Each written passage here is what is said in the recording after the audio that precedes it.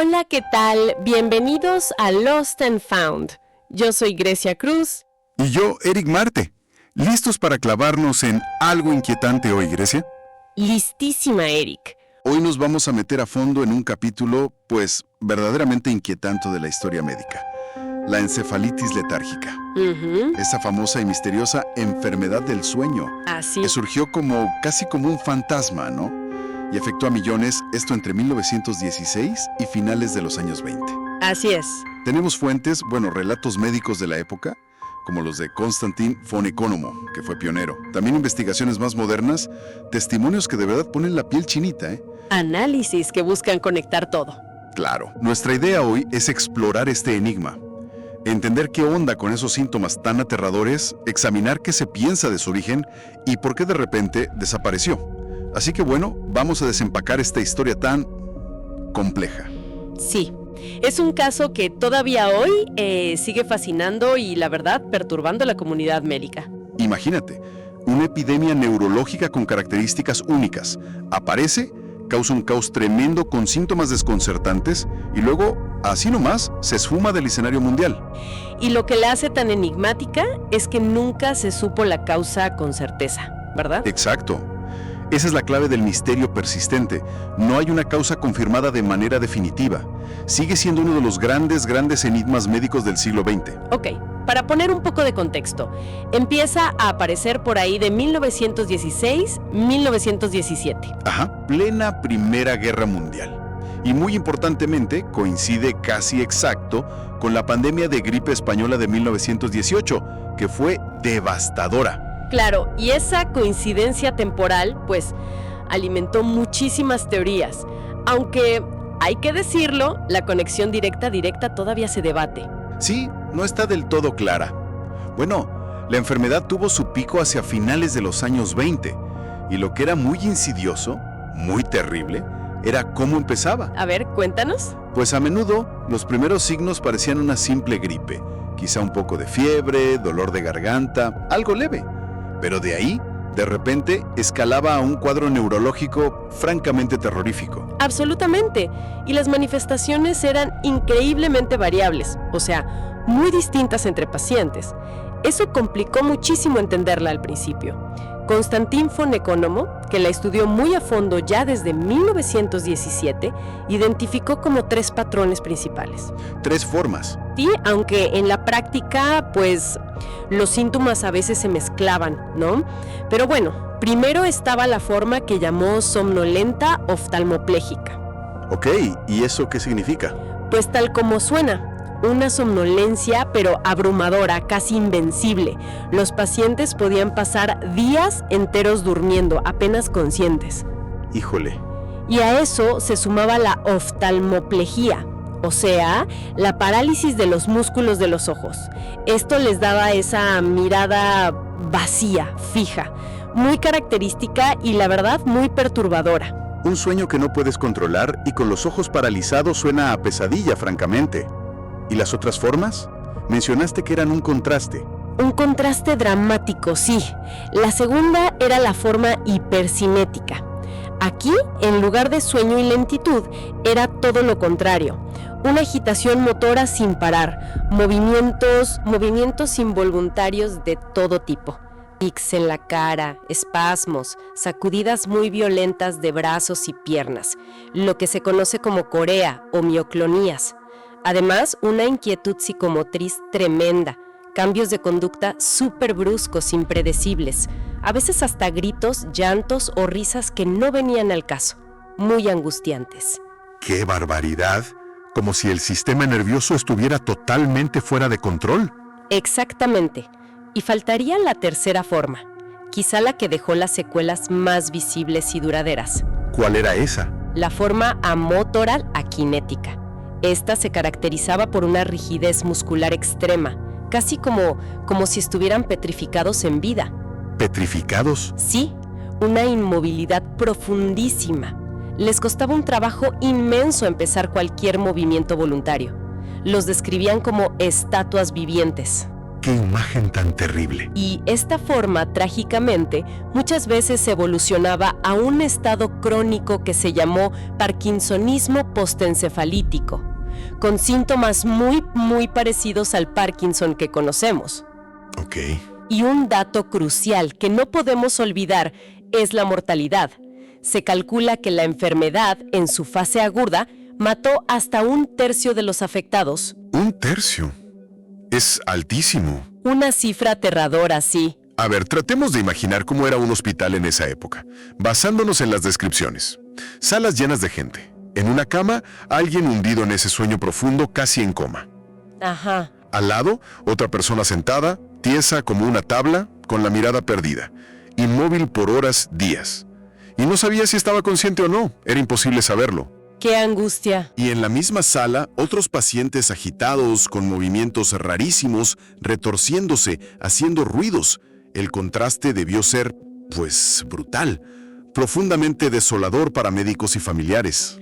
Era un cuadro, pues, dantesco, como dices. Los casos individuales que se cuentan son desgarradores. Von Economo, por ejemplo, documentó el caso de un niño de 12 años. ¿Qué le pasó? Empezó con fiebre, luego una somnolencia que iba aumentando y aumentando. Pronto dormía casi todo el día. Si lograban despertarlo un poquito, apenas abría los ojos, murmuraba algo que no se entendía y ¡pum!, otra vez a ese sueño profundo. Su cara sin expresión alguna. Y así murió, en ese sueño continuo, semanas después. Qué triste. Y estaban los que sobrevivían a la fase aguda, pero quedaban marcados para siempre, los que llamaban congelados vivos. Exacto, hay relatos espeluznantes, como el de una mujer joven que se quedó postrada en una silla, inmóvil, por décadas. Décadas.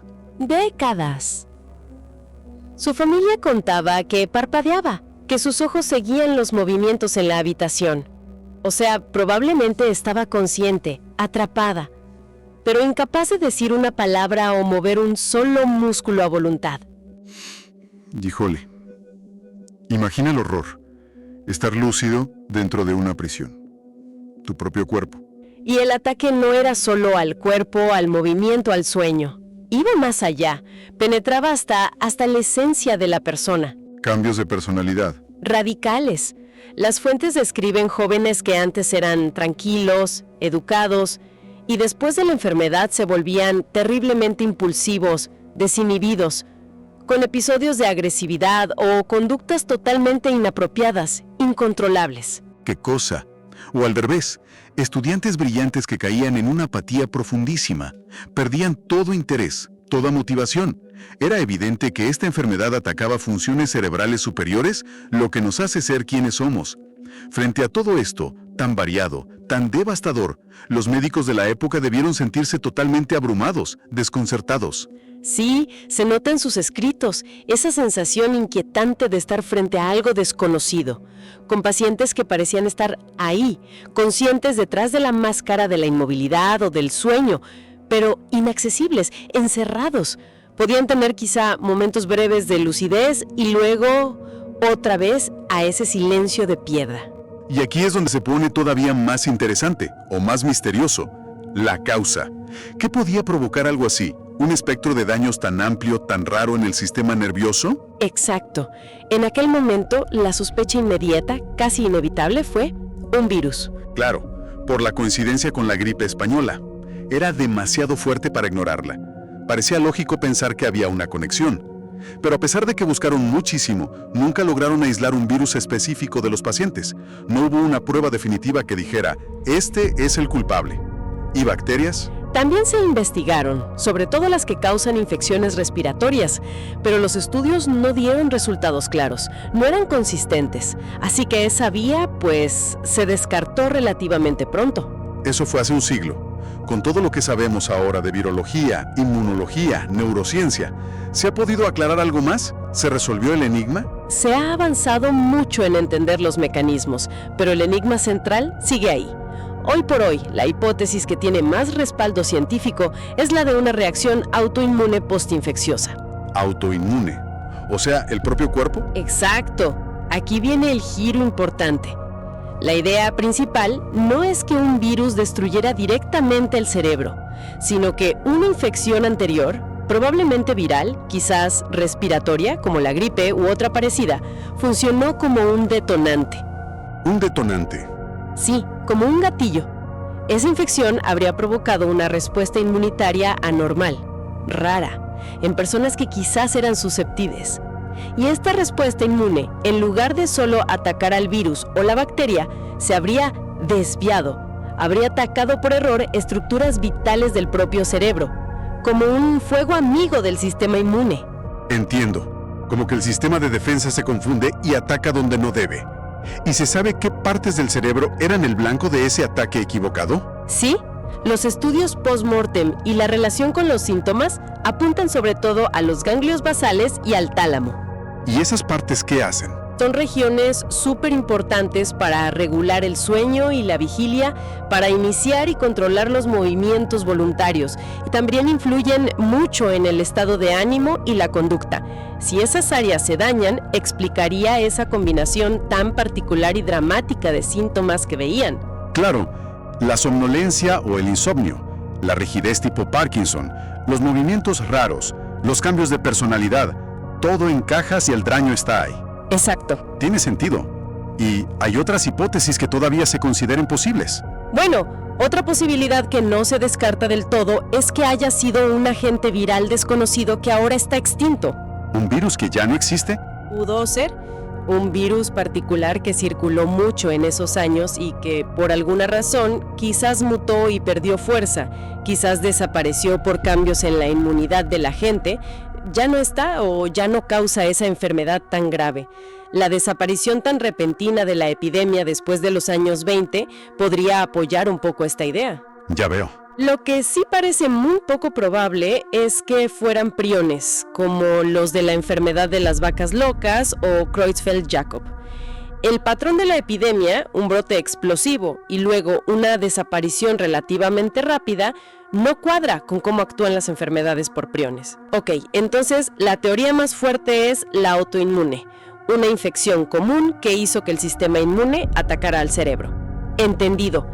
Y si esa es la causa más probable, ¿qué pasó a largo plazo con los sobrevivientes?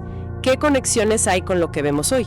Una de las secuelas más terribles y mejor estudiadas fue el parkinsonismo postencefalítico. Muchísima gente que sobrevivió a la fase aguda desarrolló, a veces años o incluso décadas después, un síndrome muy parecido al Parkinson. Rigidez muscular severa, temblor, lentitud de movimientos, problemas de equilibrio, igual que el Parkinson normal, digamos. Muy similar. De hecho, estudiar a esos pacientes fue importantísimo para entender mejor el Parkinson en general, porque se vio que el daño cerebral en ambos casos afectaba las mismas zonas, los ganglios basales y la sustancia negra, que es clave para producir dopamina. Interesante. Y luego está el otro gran misterio. ¿Por qué desapareció? Después de los años 30, ya no hubo grandes brotes. ¿La enfermedad como que se evaporó? ¿Tan misteriosamente como llegó? Exacto. Y ese es otro aspecto fascinante. Si conectamos esto con lo que sabemos hoy, la historia de la encefalitis letárgica tiene ecos sorprendentes en la medicina actual. ¿Cómo cuáles? Por ejemplo, la relación con la gripe española. Hoy se piensa que la gripe del 18 probablemente no fue la causa directa, sino uno de los posibles desencadenantes inmunológicos en gente predispuesta genéticamente.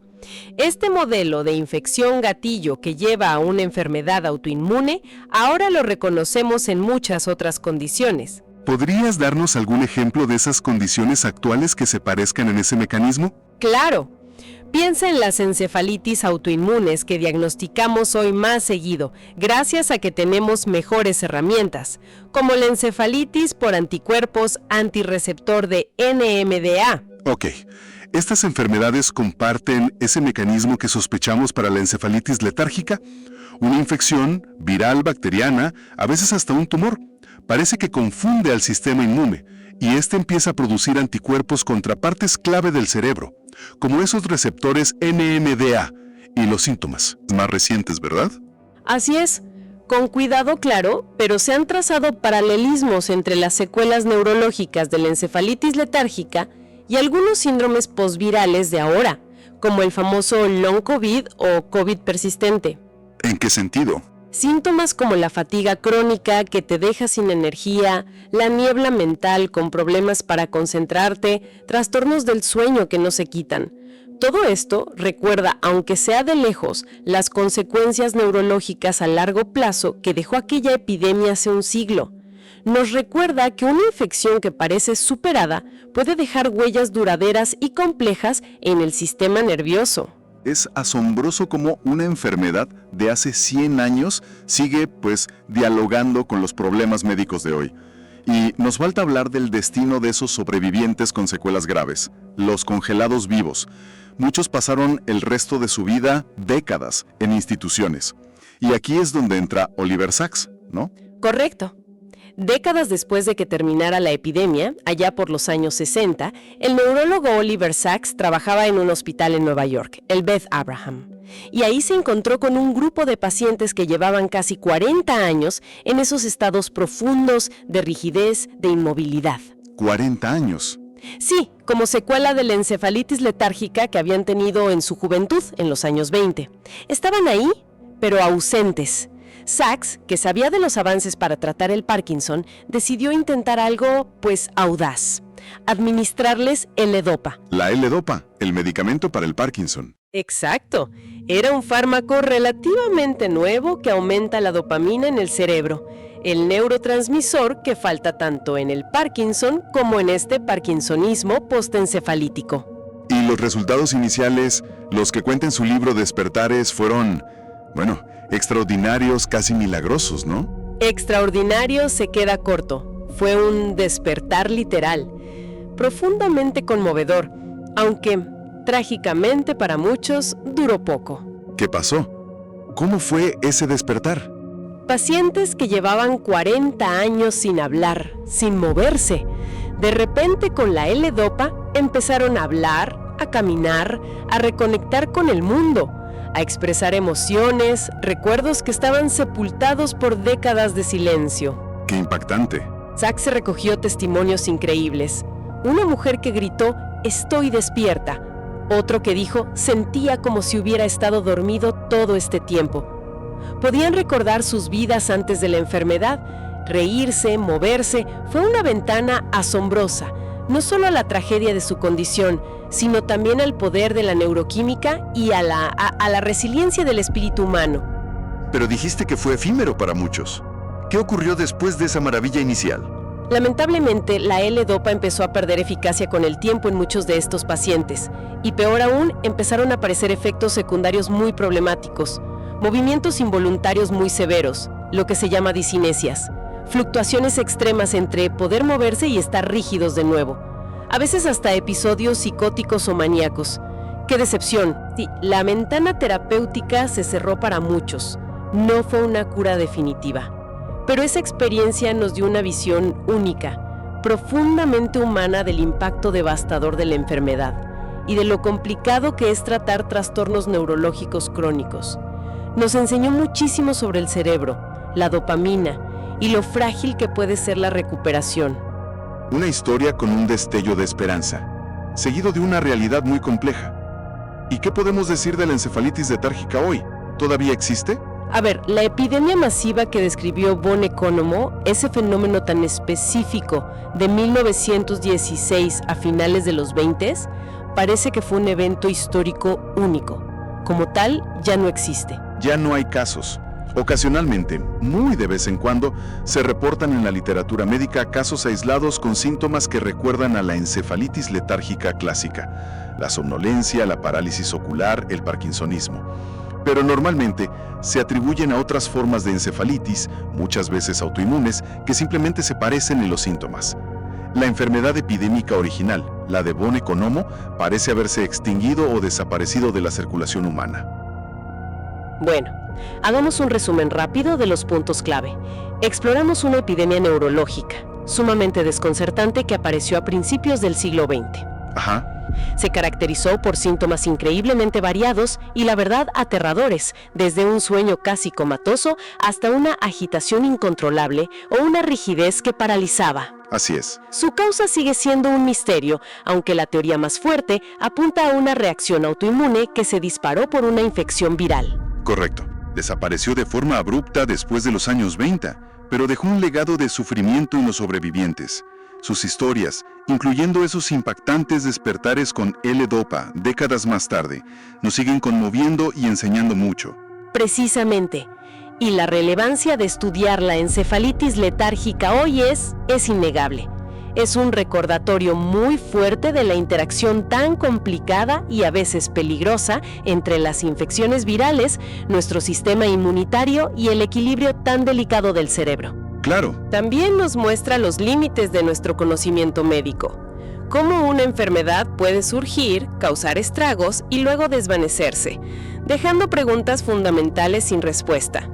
Y, como vimos, funciona casi como un espejo histórico. Nos ayuda a entender mejor los mecanismos de las enfermedades autoinmunes, neurológicas y los síndromes posvirales que enfrentamos hoy.